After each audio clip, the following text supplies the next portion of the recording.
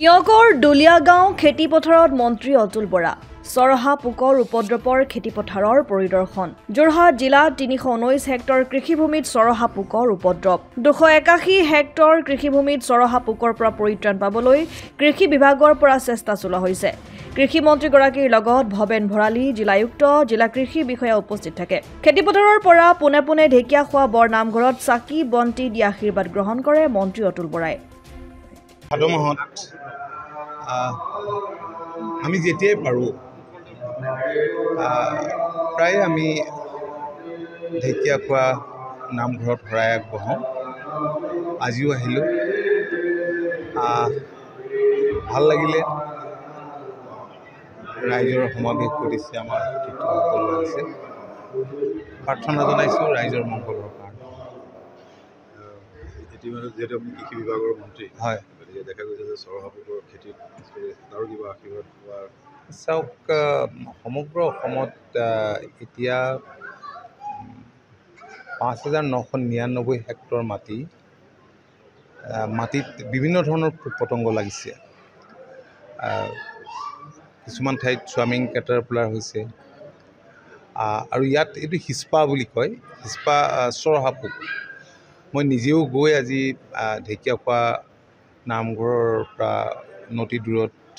যিখন পথাৰত চৰহা পোক লাগিছে কেইবাখনো পথাৰত লাগিছে প্ৰায় ৩৫খনমান গাঁও সৰুদুৱা পথাৰত গ'লোঁ আমাৰ ভৱেন বৰালী ডাঙৰীয়াও গৈছিল জিলায়ুক্ত ডাঙৰীয়াও গৈছিল ডিষ্ট্ৰিক্ট এগ্ৰিকালচাৰ অফিচাৰ আছিল অন্যান্য বিষয়া সকলো আছিল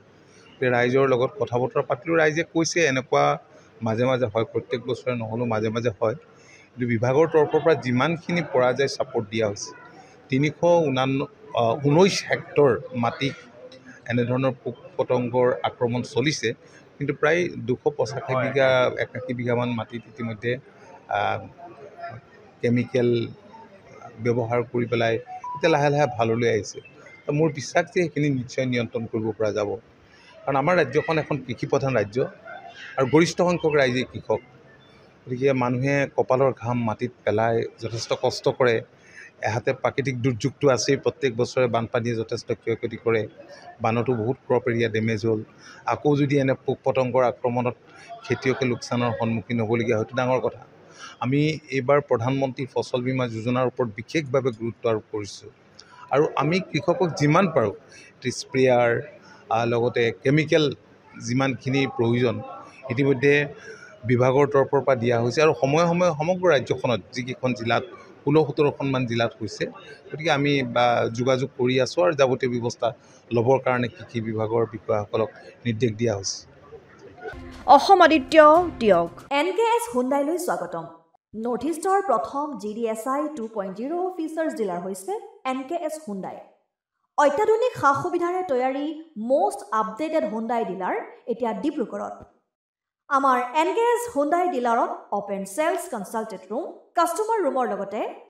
পুৰণি গাড়ীৰ এক্সচেঞ্জ ফেচিলিটিও ৰখা হৈছে ইয়াত সেলছৰ লগতে সাৰ্ভিস সেক্টৰৰ সুন্দৰ সুবিধা আছে প্ৰয়োজনীয় সকলো এডভান্স টুলছ হুইল বেলেন্সিং এলাইনমেন্টৰ অত্যাধুনিক machine post hydraulic lift fully ট্ৰেইনমেন পাৱাৰৰ লগতে nitrogen gas filling facility fully automatic car washer ফেচিলিটিও আছে লগতে NKS হুণ্ডাই ডিলাৰে কাস্টমাৰ সকলৰ সুবিধাৰ্থে মোবাইল সাৰ্ভিস ভেনৰো ব্যৱস্থা ৰাখিছে য'ত হাইড্ৰলিক লিফ্ট ৱাছিং facility wheel balancing tyre pressure check কৰাৰ লগতে বহুখিনি সুবিধাই উপলব্ধ আছে NKS হুণ্ডাইলৈ আহক আৰু সুবিধাসমূহ গ্ৰহণ কৰক